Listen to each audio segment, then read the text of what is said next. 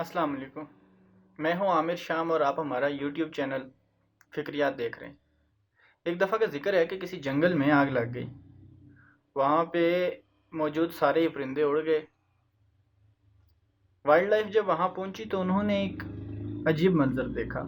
دیکھنے میں آیا کہ وہاں پہ ایک چڑیا موجود ہے جو کہ جلی ہوئی ہے اور وہ ڈیڈ ہے۔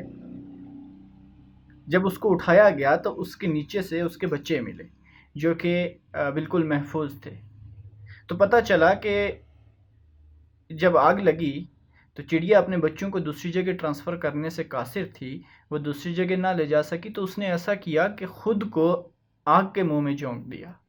چڑیا نے خود کو آگ کے حوالے کر دیا لیکن اپنے بچوں کو اس نے محفوظ رکھا۔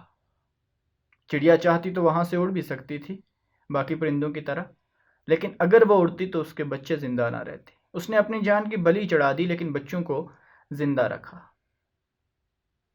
ماں چاہے کسی جانور کی ہو یا انسان کی، ماں کو اولاد سے ایک خاص محبت ہوتی ہے۔ اسی وجہ سے ماں کو اس کے قدموں کے نیچے جنت رکھی گئی ہے۔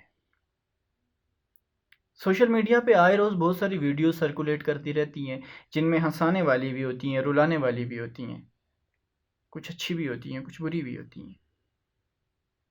گزشتہ 2 روز سے ایک ویڈیو سرکولیٹ کر رہی ہے جس میں ایک درندہ صفت انسان اپنی ماں کو مار رہا ہے۔ سب سے پہلے تو یہ عمل کسی بھی طرح سے قابل ستائش نہیں، اس کی جتنی بھی مذمت کی جائے یہ کم ہوگی، چونکہ ماں وہ واحد رشتہ ہے جو 9 ماہ تک پیٹ میں اپنے بچے کو رکھتی ہے، اور اس دوران کیا کیا تکالیف اور مصائب جھیلتی ہے یہ ایک ماں بہتر جانتی ہے۔ یہ عمل کسی بھی طرح سے قابل برداشت نہیں ہے، اس کی جتنی مذمت کی جائے یہ کم ہوگا۔ آپ ویڈیو ملاحظہ کیجئے، مزید اس پہ بات کرتے ہیں۔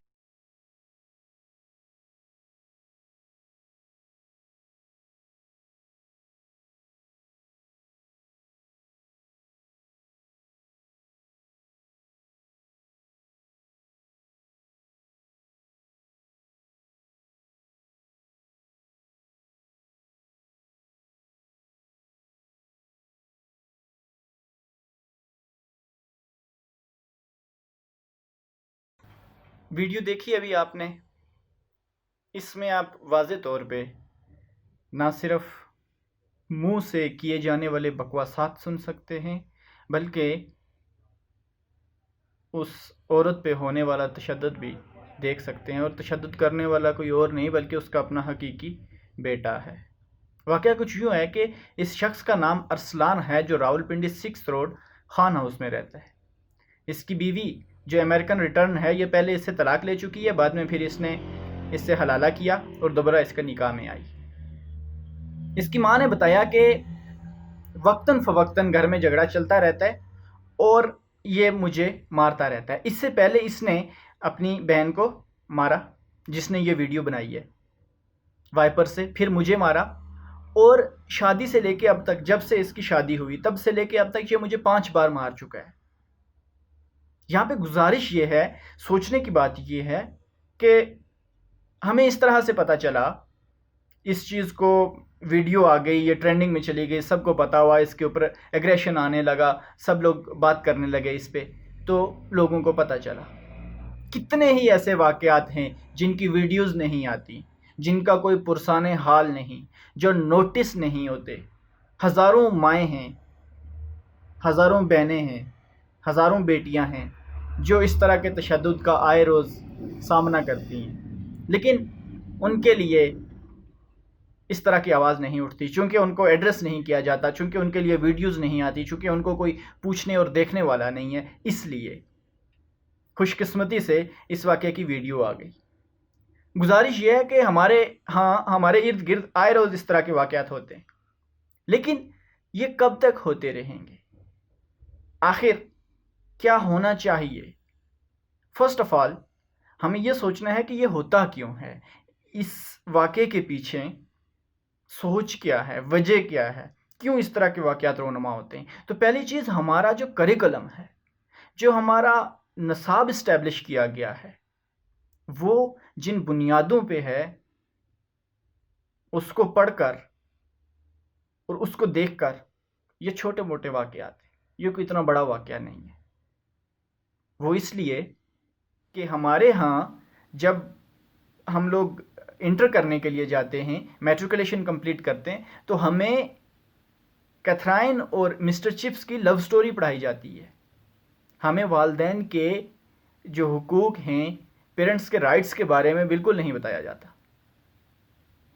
یہ چیزیں جب تک نصاب میں شامل نہیں ہوں گی، یہ چیزیں جب تک اسکولنگ میں، جب تک یہ کالجز میں اور یونیورسٹیز میں جب تک یہ آپ کا کریکولم بیس نہیں ہوگا اس پہ۔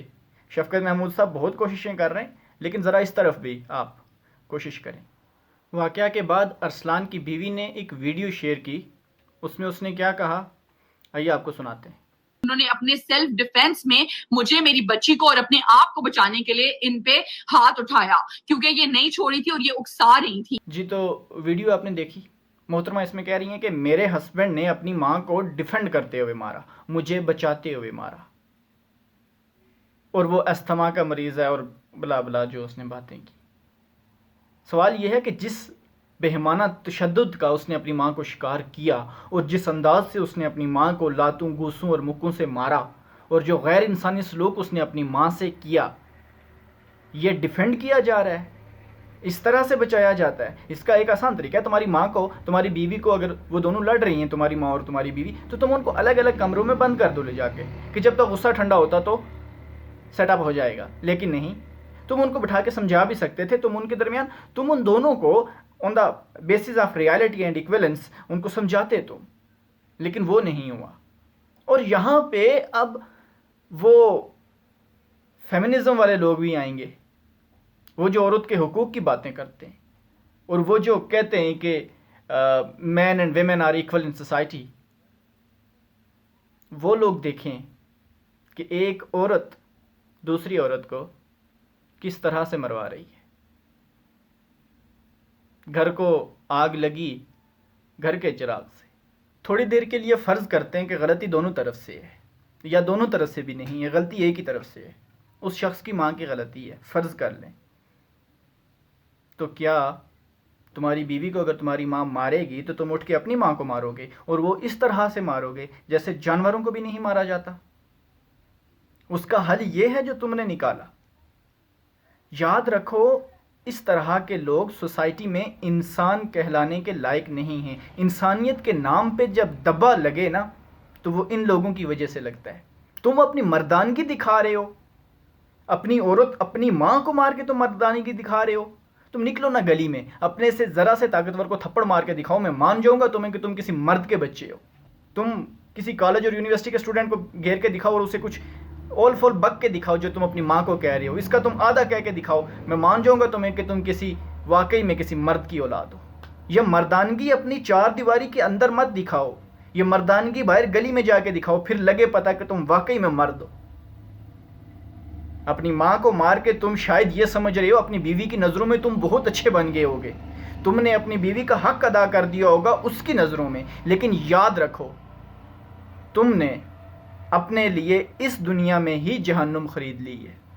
آنے والا وقت تو کل ڈیسائیڈ کرے گا۔ اور ایک اور بات، چونکہ تمہاری اس وائف کی ویڈیو دیکھی اور اس میں وہ یہ کہہ رہی ہے کہ آئی ایم پریگننٹ، اور وہ پریگننسی سے ہے، تو یاد رکھو میری دعا ہے کہ اللہ تمہیں بیٹا دے، اور وہ تمہارا بیٹا تمہیں جب تم بوڑھے ہو جاؤ، وہ تمہیں اسی طرح سے فٹ بال بنا کے پورے پنڈی کی گلیوں میں گھمائے، تب تجھے یاد آئے کہ تم نے اپنی ماں کے ساتھ کیا کیا، اور وہ جو تمہاری بیوی ہے اس کو بھی اسی طرح کا بیٹا ملے جس طرح کا تو اپنی ماں کو ملا ہے، اور وہ تم دونوں کا فٹ بال بنا کے پنڈی کی گلیوں میں تم لوگوں کو جب یہاں سے کک مارے وہاں اور وہاں سے کک مارے تم لوگ واپس یہاں آؤ، تب تمہیں احساس ہو کہ what you have done with your mother، تم نے کیا کیا تھا۔ اور یاد رکھو یہ دنیا مکافات عمل ہے، آج کسی کے ساتھ برا کرو گے تب تک نہیں مرو گے جب تک تم اس کو فیس نہ کر لو، تم اس کو دیکھ نہ لو۔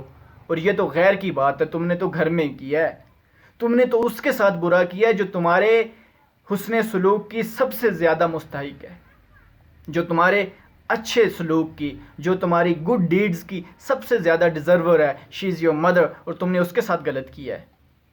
اینڈ یاد رکھو تمہیں اس کے کانسیکوینسز فیس کرنے پڑیں گے، اور انشاءاللہ ساری زندگی فیس کرو گے، ساری زندگی.